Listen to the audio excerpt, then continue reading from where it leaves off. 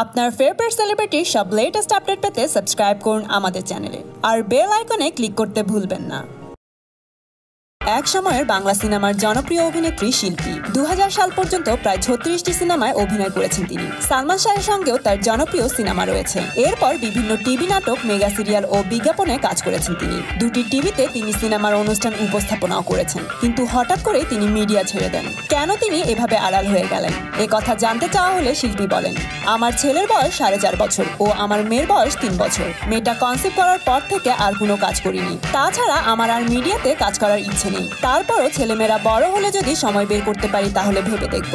শিল্পী আরো বলেন, এখন সিনেমা বা টিভি নাটকের সেই মান আর নেই। অনেকে অফার করেন কাজের জন্য, কিন্তু আমি করি না, কারণ আমার যে ইমেজ আছে তা মানহীন কোনো কাজ করে নষ্ট করতে চাই না। কারণ আমি যে কাজ করেছি, নতুন কাজ করলে তো এর চেয়ে ভালো করতে হবে।